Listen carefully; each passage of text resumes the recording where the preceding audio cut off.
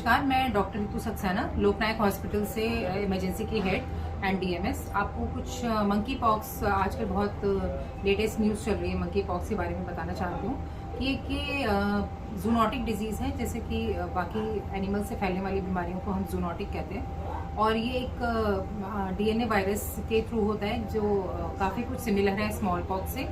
और इसको orthopox virus कहते हैं, जो पॉक्स विरिटी जो एक फैमिली उससे बिलोंग करते हैं। स्मॉल पॉक्स के जैसा ही कह सकते हैं, स्मॉल पॉक्स और काउपॉक्स वायरस के जैसा ही होता है ये। क्योंकि स्मॉल पॉक्स आप सबको पता होगा कि इरेडिकेट हो चुका है 1980 में, और तो उसके बाद कोई केस रिपोर्ट नहीं हुआ है, तो पूरे विश्व से स्मॉल पॉक्स इरेडिकेट हो चुका था। लेकिन जो ये अभी आजकल मंकी पॉक्स के बारे में जो हम सुन रहे हैं, ये एंडेमिक है, मतलब ये होता रहता है अफ्रीकन कंट्रीज़ में, और इसके दो खास जगह हैं, सेंट्रल अफ्रीका और वेस्ट अफ्रीका में होता रहता है ये बीमारी। लेकिन क्योंकि अब ये अफ्रीका से बाहर कई कंट्रीज़ में, अभी जो लेटेस्ट है वो 15 कंट्रीज़ में स्प्रेड हो चुका है। अभी जो लेटेस्ट है स्विट्ज़रलैंड, ऑस्ट्रिया और इजराइल में भी फैल चुका है।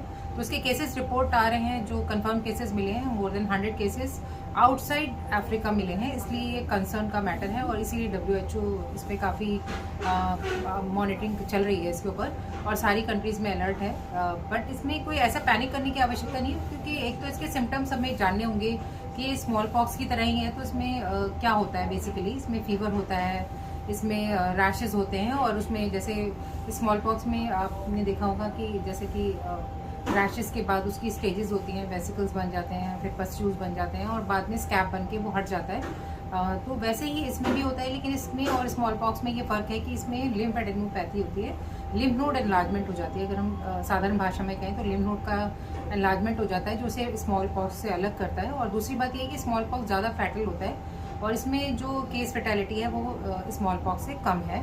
अभी तक जो नॉन एंडेमिक कंट्रीज में कोई भी केस रिपोर्ट नहीं हुआ है जिसकी डेथ हुई हो, तो ये एक अच्छी बात है। लेकिन क्योंकि ये कई कंट्रीज़ में आया है और इसका कोई रीज़न, ज़्यादातर ये पहले ट्रैवलिंग से जो लोग अफ्रीका में ट्रैवल करते थे उनको होता था, लेकिन आजकल क्योंकि ये नॉन एंडेमिक कंट्रीज़ में काफ़ी में निकला है, तो इसमें काफ़ी मतलब हम लोगों को अलर्ट रहने की आवश्यकता है।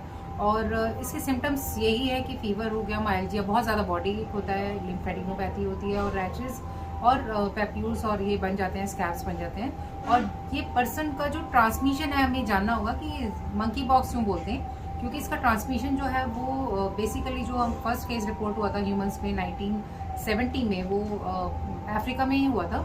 और से कई केसेस अफ्रीका में रिपोर्ट होते रहते हैं, बेसिकली मंकीज़ में, स्क्विरल्स में और रैट में ये केसेस इसके होते हैं, जो कि जानवर से ह्यूमन में ट्रांसमिशन हो जाता है। एनिमल टू एनिमल भी होता है और एनिमल टू ह्यूमन भी होता है। लेकिन इसमें एक जान लेने वाली बात ये भी है कि ह्यूमन टू ह्यूमन ट्रांसमिशन भी होता है, और ह्यूमन टू ह्यूमन ट्रांसमिशन होता है जो रेस्पिरेटरी ड्रॉपलेट्स होते हैं, या फोमाइट्स होते हैं, या जो बॉडी फ्लूइड होते हैं पेशेंट के, अगर उनके कांटेक्ट में कोई आता है तो उसको ये इन्फेक्शन हो सकता है। तो इसलिए अलर्ट रहने की आवश्यकता है हेल्थ केयर वर्कर्स को, जो